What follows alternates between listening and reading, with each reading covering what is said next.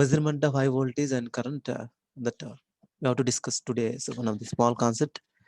Okay, so that is methods of measuring high DC voltages. Okay, methods of measuring high DC voltages. On that first one, high resistance in series with microammeter, high resistance in series with microammeter, and second one resistance potential divider. These are the two topics we have to discuss today for measurement of high DC voltages. Okay, first one, high resistance in series with microammeter, and then later we will discuss the resistance potential divider. These are the two simple concepts. Okay, first learning objectives of this today's lecture. First one, constants in measurement of high voltages. Okay, what are the different type of constants there in measurement of high voltage? First we have to discuss. Okay, constants in measurement of high voltages. Second one, two basic methods used for measuring high DC voltages. Then finally, advantages and limitations of these methods. Okay, only few topics from this concept. First one, so what are the different type of constants in high voltage measurements? Okay, first one is safety. Safety is important, one of the factors. Safety is one of the factor because of high voltages. Okay, so we are dealing with high, very high voltages because of that. Safety is one of the important factor for measurement of high DC voltages.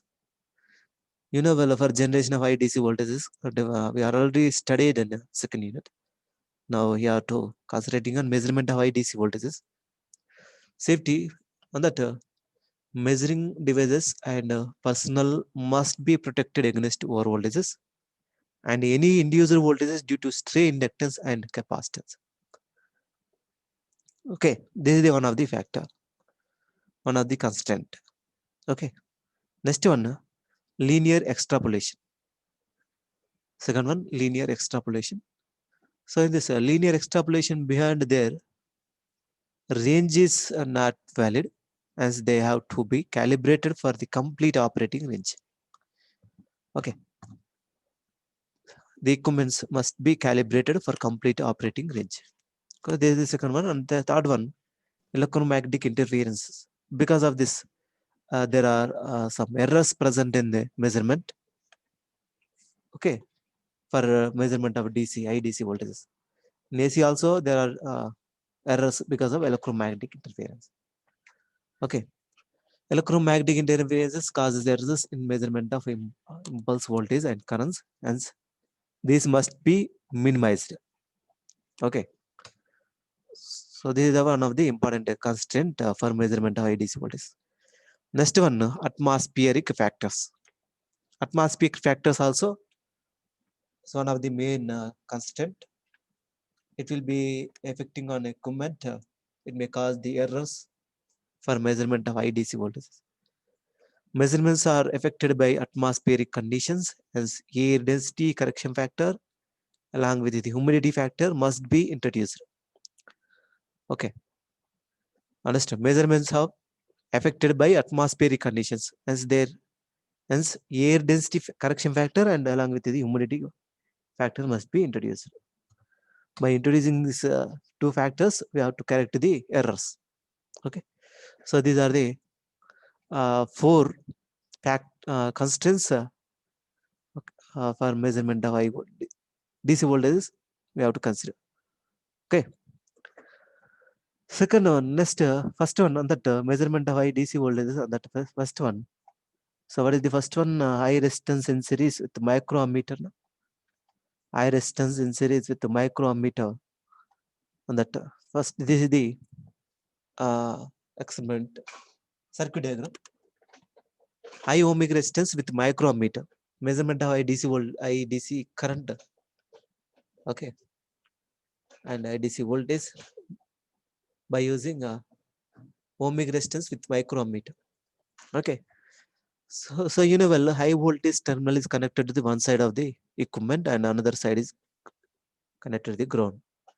Yeah, one resistor is connected in between a micrometer and protective device to the in high voltage terminal that is called high resistance ohmic, high resistance potential. So very high voltage drop here only. Okay, very less amount of voltage appear across the micrometer. Okay, and very less amount of current is passing through the micrometer. Okay, if if some cases, if any damages, if any uh, fault is occurred on its resistance, I mean the property of the resistor is lost. In that case, very high voltage, very high current is passing through the micrometer. So that's why this micrometer may uh, damage. So to avoid that, it required one bypassing current that is called protecting device is required. That is called spark gap. Okay. So protective device. This is called protective device. If any high voltages appear beyond the range of this instrument, that voltage appear across this protective devices, and this air will be ionized, and this high current discharge through the ground like this. That's why it is called protective device. Okay. So behind the operating voltage is applied across the micrometer. In that case, the high current is discharging through the protective device only. That's why this is called protective device and the micrometer. So circuit operation. High DC voltages are measured by connecting a very high resistance, several hundred mega ohms in series with micrometer. 100 mega ohms resistor in series with micrometer. Okay, in series with micrometer, high DC voltages are measured by connecting a very high resistance, several hundred mega ohms in series with micrometer. Okay, the micrometer is selected such that the current of 1 to 10 microamps flows through the full scale deflection. Okay, because of a very high resistance, micrometer, very less amount of current is passing through this device. Okay, so that's why it's called micrometer. Okay, and the range of the scale, full scale deflection of this micrometer is in the range of 1 to 10 microamps only. Based on that, we have to measure the IDC voltage and currents by considering the multiplication factor. Okay, the current I flowing through the large calibrated resistance R is measured by the moving coil micrometer. Moving coil, well, moving coil PMMC, permanent magnetic moving coil, same as here also. That PMMC moving coil is instrument is used for only measurement of DC, not for AC. Okay, the I current I flowing through the large calibrated resistance R is measured by the moving coil micrometer. So this calibrated resistance R, the I current I is the current I flowing through the large calibrated resistance R is measured by using micrometer, moving coil micrometer. Okay, the voltage drop in the meter is negligible compared to that of across the resistance R. The voltage drop across the meter is very, very less compared to this. The voltage drop across this device is very less. So that's why the voltage drop in the meter is negligible compared to the across the resistance R. Okay, compared to this resistance, the resistance is very, very less in the range of milliohms only. Milliohms. This is the under mega ohms, but this is milliohms. So very less. That's why we are not consider this resistance. Okay. So next, a protective device like a paper gap, a neon glow tube, or a GNR diode with suitable series resistance is connected across the meter to protect against high voltage in case of series resistance or fails or flashovers. Okay. This is the circuit operation of high ohmic resistance with micrometer. So simple concept, nothing is there. Application used for measuring DC voltage up to 500 kilovolts with accuracy of plus or minus 0.2%. Okay, use it up to 500 kilos with an accuracy of less or minus 0.2%. Advantages: the circuit is simple and low cost. Okay, and the limitations: power is dissipated in the circuit, causing source loading. Second one, measurements are affected by the temperature variations. Okay, third one, the circuit is sensitive to mechanical stresses. And finally, voltage dependence of resistive element. Okay, these are the some few applications, advantages, and the limitations of the microammeter for measurement of high DC voltages and current. Okay, this is about the first one. And the second one, resistance potential divider. So, what is the difference between first one and second one here? So, this is the resistance R2 and electrostatic voltmeter. Instead of using microammeter, so this diagram, this potential divider, so we are using electrostatic voltmeter. Protective gap is same, but one of the another resistance R2. Okay, this high resistance, this is the less resistance compared to this. R2 is less than R1.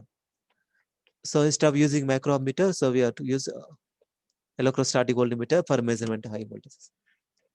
Okay, and a spark gap space, it is used to protect the electrostatic voltmeter. Okay, if any high voltages behind the range of the instrument present across this device, the gap will be air will be ionized and the high voltage discharging through this protective device. Okay, the electrostatic voltmeter is protected from high voltages like this. For this circuit operation, a resistance potential divider with an electrostatic or high impedance voltmeter may be used for measuring high DC voltages. Understood?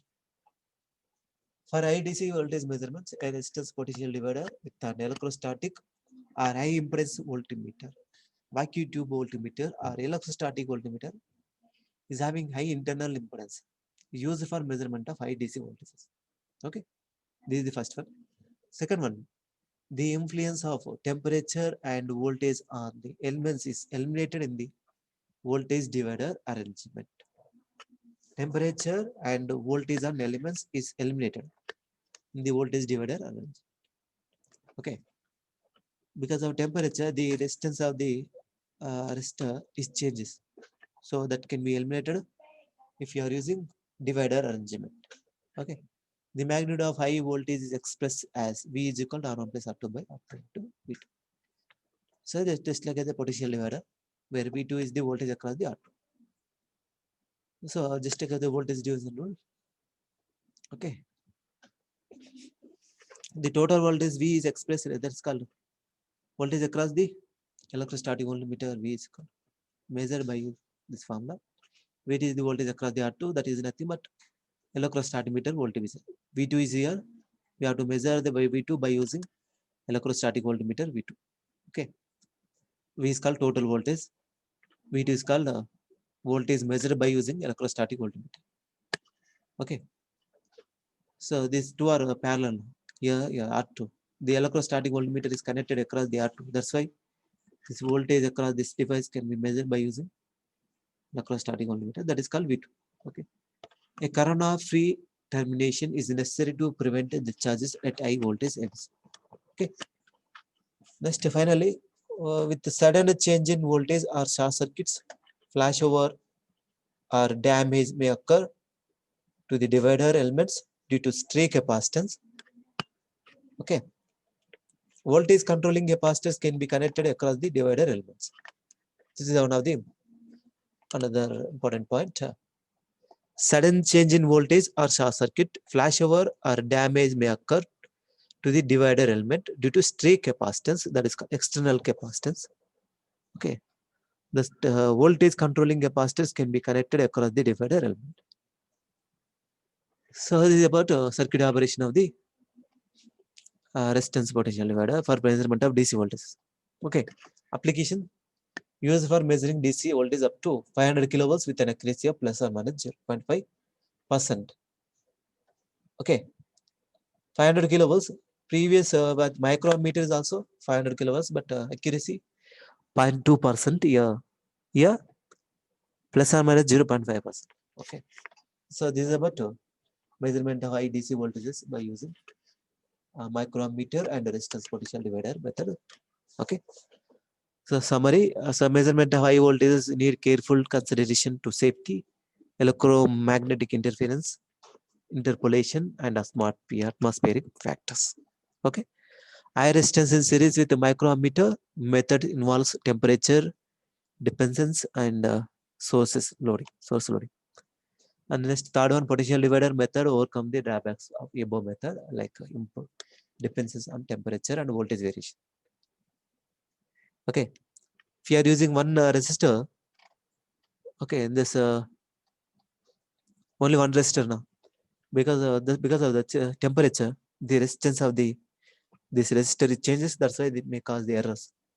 So to avoid that errors, potential divider method is very helpful. Okay, this is about measurement of high DC voltages by using